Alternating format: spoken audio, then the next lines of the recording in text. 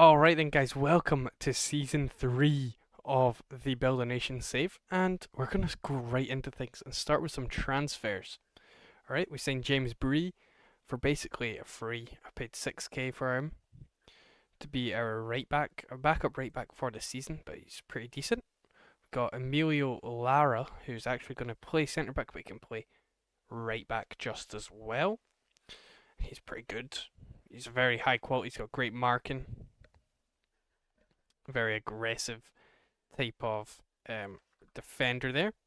I decided it's time for a new goalie as Craig Gordon was retiring and Oliver Peterson seems to be just the man. He's got good aerial reach, good reflexes, he's good at rushing out, he's got good first touch, good jump and reach.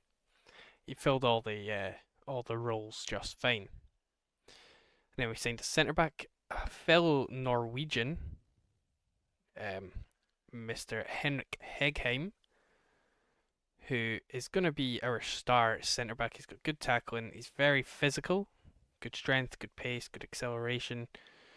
He can head the ball a little bit as well. He's got great mentals. I think he's a very good centre back for this league. It says it's only a good cinch premiership, but he's definitely a leading cinch premiership. And then we signed a regen Jared Fustel, who for 110k, he has already lost trust with the management because they didn't include him in the Champions League squad, but he shouldn't be too upset about that.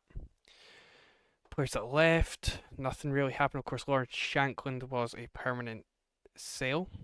We had loans for James Wilson, Macaulay Tate left, and a couple of young players leaving on a free as well there. But we did have just Lawrence Shankland leaving permanently right there. Lewis Nielsen did leave as well, along with Kenneth Vargas, and mostly everyone else was just on loan. Even Frankie Kent's gone out on loan. We have young players like Scott Porteous, Declan Carroll, Mario Blagojevic, just young players going out on loan. Whilst we signed Czech Sabali to be just a backup winger this season. Sorry. There's Scott Porteous. I hadn't showed you him yet, but he signed and was loaned out immediately to Arbroath. And of course, the other one I showed you, Mario Blagojevic. So you can see how we're building the nation. Players are going out on loan to the clubs in the country. Scott Porteous is out on Arbroath. Youngsters Stephen Jackson and Declan Carroll are out within the country as well as Jordan Mitchell and Kai Smutek. James Wilson as well, just players going out and about. So those are the signings. Let's take a look at the fixtures we've had so far. Champions League wise, we've lost to Sturm Graz, but then we beat them 3-2, so that's pretty good. We got through that first round, then we played Porto and won both legs, 6-3 on aggregate, and then we played Crvena Zvezda and won 7-3 on aggregate, whilst winning 3 games in the Cinch Premiership and going through to the next round of the Viaplay Cup. So I think we've done pretty decently there. We did qualify for the Champions League after all.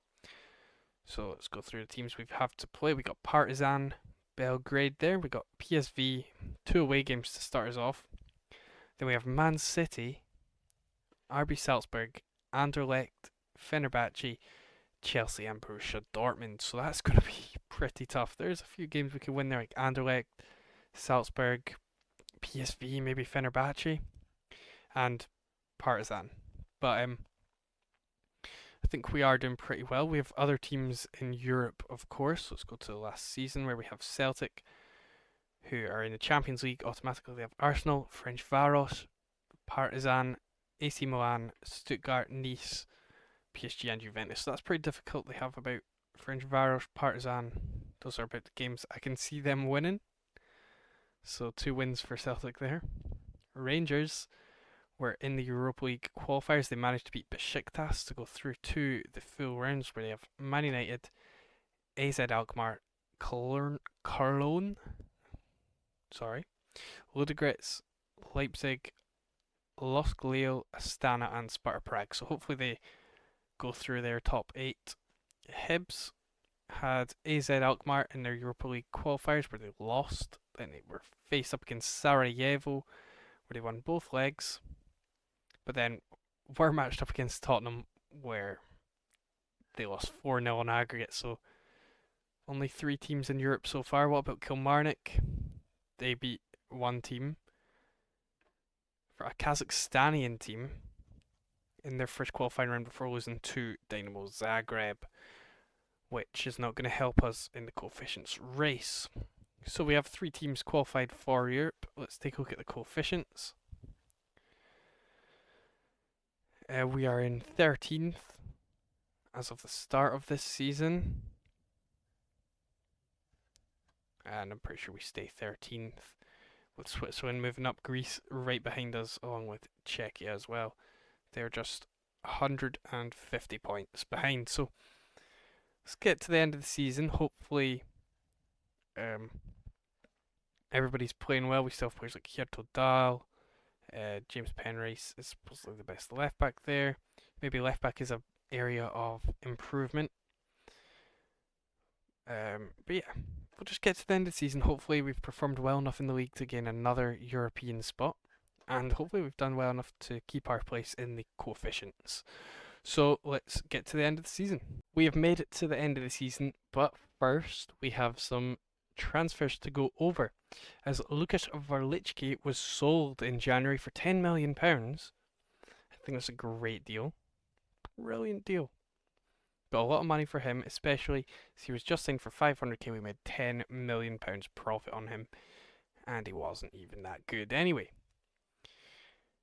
And with that money, we signed players like Alvaro Linares, who has the potential to be a first team player in the future. He's back out on loan at the club he came from.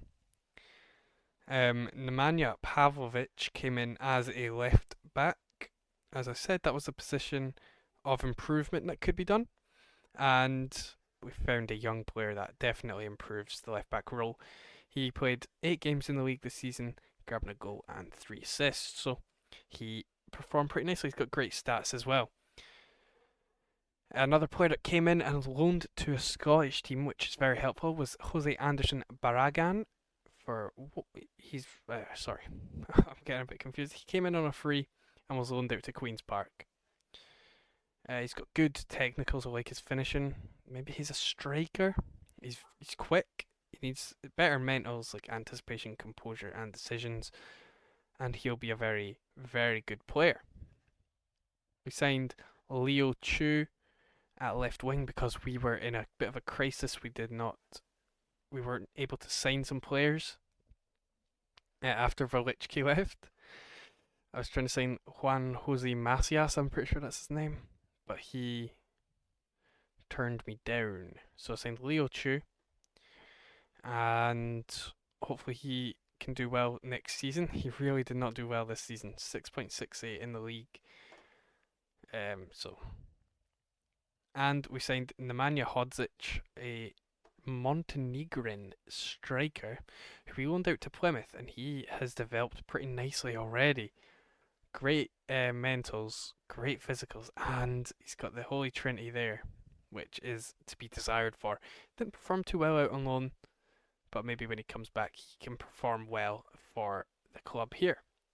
So let's check the league. We finished in second place. Renzo Mercado scoring 33 goals. We had 3 players with 16 assists. We were just 3 points off that title position, where I think we lost to Celtic there, which would have transformed how the table went. But we just lost 3 games too many. By the end of it, Aberdeen, St Johnstone both grabbing themselves spots in Europe next season. 2 teams that weren't actually able to last season. Hibs just been unable to. Maybe would have preferred Hibs to make it over St Johnstone, but what can you do about it? So let's go over in backwards order how well everyone did in their respective competitions. Of course, okay, Rangers 1-0 against United, 3-0 against AZ. I lost to Cologne, I lost to Ludogorets, I lost to Leipzig, a draw against Lille, and then a win and another win against Astana and Sparta Prague. It was not enough to get them into the top 8. They finished in 15th place, 4 wins, 1 draw, 3 losses, 13 points. Not quite cutting it there. And then they played Braga in the knockout playoff round where they drew and lost. Of course, drawing and losing is not enough to get you through to the next round, so they got knocked out in the knockout playoff round after being so good as well. Right, on to us. You won't be able to see it from there, so let's go to schedule. We played Partizan the first game where we drew 0-0. We drew to PSV 2-2, but then beat Man City 1-0. Czech Sabali grabbing a goal. Then we beat Salzburg 3-2. Anderlecht 7-0. Fenerbahce 3-2 as well. Lost 6-1 to Chelsea, but then beat Dortmund 4-2. Putting us in 7th place in the league phase with 5 wins, 2 draws, 1 loss. And that is a very good performance there. Let's head to the round of 16, where you see we beat Roma in both legs to send us into the quarters. The coefficients must be going crazy. And then we beat PSG. Oh my god. 4-1 in that second leg, 5-3 on aggregate. What?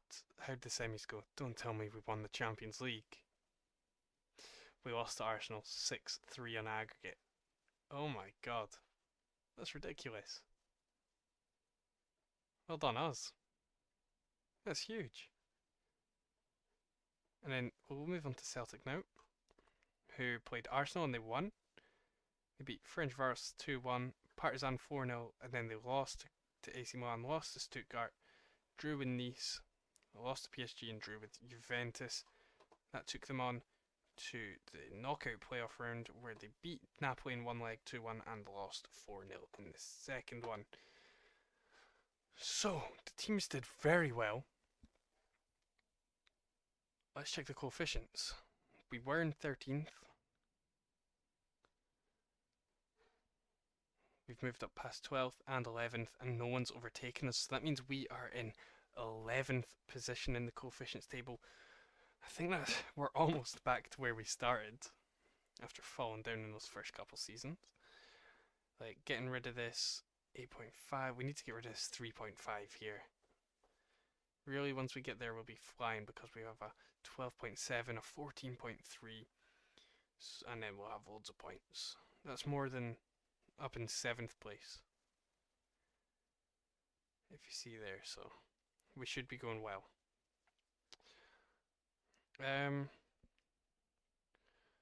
Youth candidates, we had one of the best players I've ever seen, Callum Wilson, come through the youth academy. 16 finishing. This boy is a I don't know what to describe him as. He's a hero. This is a rubbish generation of players known as Callum Wilson. He's already played games for us. He scored 3 goals in the league. He's playing up top these last couple games, and these are the positions I want to improve on. I've laid it out. We need a right back, we need 2 DMs, and we need an attacking midfielder. I'm pretty sure that's what I laid it out as. Yeah, because Hirtodal isn't improving too much, so I decided it'd be time to move him on. But I think the players did really well. Let's take a look at some of player values. See what we can get for our money if we were to cash in on some players. Like Jens Hirtodal, he's wanted. We could get 10 million for him. I wouldn't be offended. Sabali about the same. Nah, I don't think we'd get anything for Cammy Devon. No. No clubs actually want him. It's just a facade value. Maybe Renzo Mikado could leave as well with our new striker. Seems I've already offered him out. We'll see what happens. I think the players are good enough. You can see the ones we've got out on loan. Could come in and do quite the business. Got a lot of high potential players, and I am scouting high potential players as well. It seems I've already made some deals, but you'll have to wait and see these players in the next season. So I'm going to leave it there, and I'll see you guys in season 4.